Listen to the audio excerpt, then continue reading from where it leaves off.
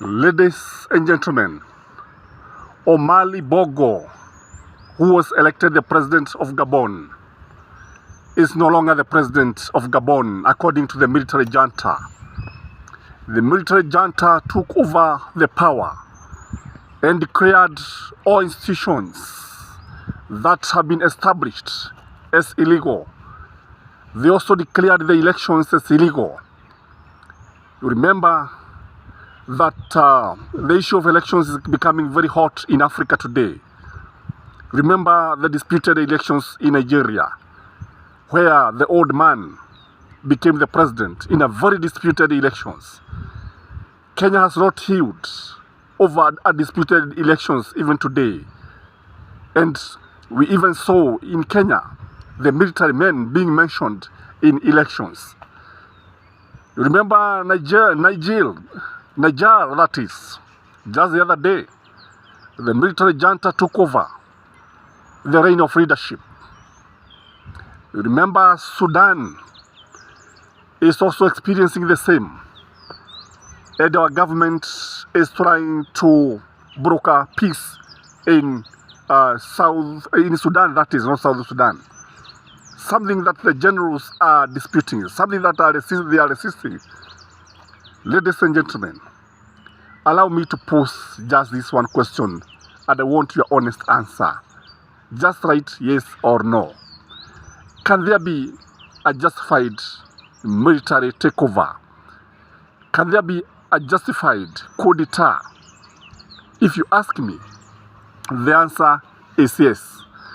I want to give you just the example of what happened in Zimbabwe when Mugabe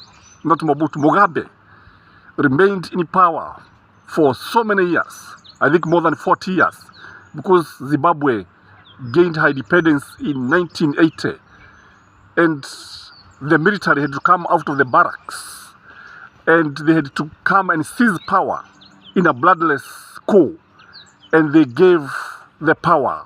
They installed, I think, the deputy president, the vice president, who is currently the president. It is this president who is now the mandated head of state, still in a disputed election. So there can be a justified elections, not election, coup d'etat, if you ask me. But why is Africa reverting to the old style of military takeover? What we used to witness in 1963, 1964s and early 70s. Why is Africa reverting to this kind of ideas? And we knew that this kind of takeover had been overtaken by events. What could be motivating the African military coup? So if you're doing this channel for the first time, like this video, subscribe, support in any way, including M-Pesa, including liking our videos, including sharing our videos. That is the best way to support this channel. Because without your support, ladies and gentlemen, this channel cannot be able to start. We are able to come up with many videos because of you. By the way, you can even sponsor, you can decide even to sponsor 1 or 2 videos. And maybe 1,000 would do to sponsor a video. And I would be very, very happy. So, why is the military taking over jury-elected governments? Why are we having coup d'etat? The first reason, in my view, is that when you push people too much, like it happened in Zimbabwe, wakati ambapo watu walikuwa wanaenda kununua buffalo kwa wheelbarrow. Yani unaenda kununua mkate kwa wheelbarrow, imagine. Unaenda kununua sukari kwa gunia ambayo imejaa darahimu pesa, because the currency had become valueless. When you push people too much, just like the role of elasticity, whereby you can just stretch an elastic spring up to a certain limit, beyond which it can only break. So people can reach breaking points. And when this happens, this is when the military comes as the last line of defense. If you ask me, it is too bad for Africa if this is what is happening today. The second reason that could be motivating this coup is rigged elections. Ladies and gentlemen, it is the high time that Africa streamline with the elections. Kwa sababu haiwezi kawa mtu anapiga kampeni, anafanya kampeni miaka mingi, anatumia pesa nyingi. All of a sudden, the electoral body declares somebody as the winner and you know that person had not won the election. That is too bad if you ask me. And the elections in Africa, I think it is high time that the governments in Africa, the African Union, need to ensure that nobody rigs the election. Because this rigging of elections, this lack of transparency, this lack of accountability is something that is hurting many people. The other reason that could be motivating this is because we have seen the rise of despot, ladies and gentlemen. Tumeanza kuona madikteta wakija wakiwa wamevalia nguo tofauti. And these dictators comes as Democrat. They sing the highest praise, wakisema kwamba wao wamekuja kuleta mabadiliko. But no sooner than they enter the office than they start showing all signs of a despot. So this one can easily motivate the military to come out of the barracks. The other reason is corruption. And here African governments need to be very, very careful. Corruption is a cancer. Corruption is theft of public money. Corruption kills. Corruption is very ugly. So when we have this thing happening, I think the military may be motivated to step in. Kwa sababu watu hawezi kutazama mali ikiiba wakitazama. It is very, very, very dangerous. It is the worst scenario to happen.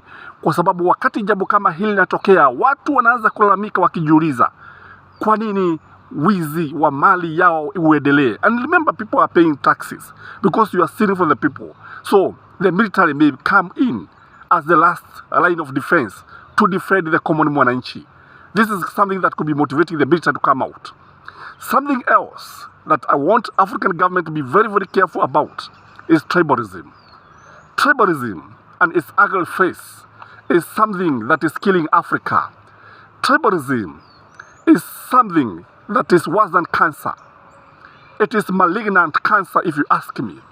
Kule kusema kwa mfano, I want to give an example of what Gachie was saying, that Kenya is a company of shareholders. Now, what are you telling other communities, ladies and gentlemen? And that is why Rigathi Gachagua need to come out and retract this kind of careless talk, this kind of loose talk. He need to come out because this is something that is hurting other communities, truth be told. And many people are not taking this thing lightly, by the way. So when you try to keep some communities away from the national cake, unaonyesha kwamba wewe ndiye ambaye unakula, wengine hawana nafasi ya kula, then the military may be forced to enter. They may be forced to take over the governments, which should not happen in whatever is happening. Again, when you look at the current situation, poverty is something that can motivate the military to intervene. Watu wakiteseka kiasi ya kwamba umaskini unaanza kuwapigia miruzi, unaanza kuwaibia nyimbo za bebelezi walale kwa sababu hana chakula. What do you expect, ladies and gentlemen? Which is very much related to the issue of salaries. Ladies and gentlemen, if the military is poorly remunerated, kama wanalipwa hela chache, kama wanapewa mshahara wa kijugujiko, what do you expect from these guys? So it is high time that the government, African government, start paying the military so handsomely. Kwa sababu mataifa yana pesa, nchi Afrika kuna pesa. Isitokee ya kwamba ni viongozi wa kisiasa ambao wanajiribikizia mali. Truth be told, you know the bad thing about Africa ni kwamba unapata like now the chief of general staff analipwa pesa nyingi sana, mshahara mnono sana. But now when you look at the servicemen, wanalipwa pesa kidogo sana. That's the worst case scenario in many African countries. That is what is happening. That's what I want to mean. Kwamba unapata viongozi ndio ambao wanapewa pesa nyingi sana, lakini sisi ambao tuko huko chini hatuoni chochote.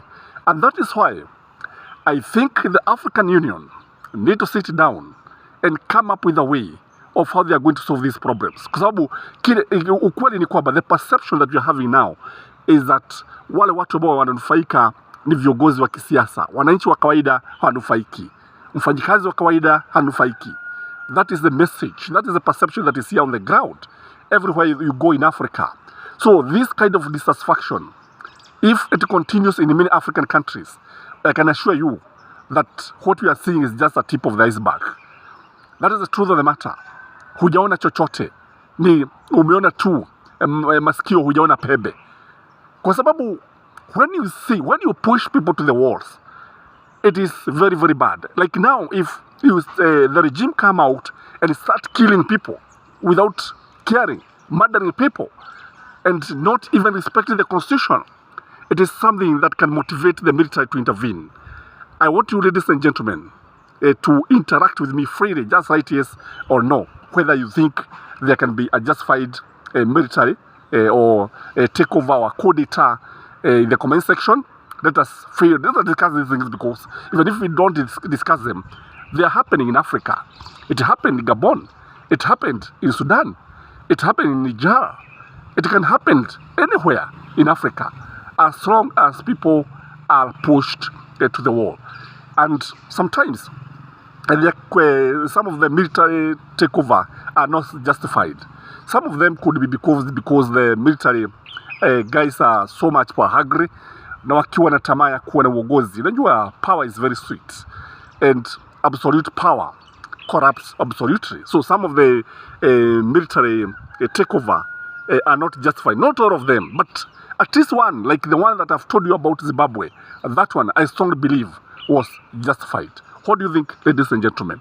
Like this video, subscribe, like and comment and share. Bye-bye.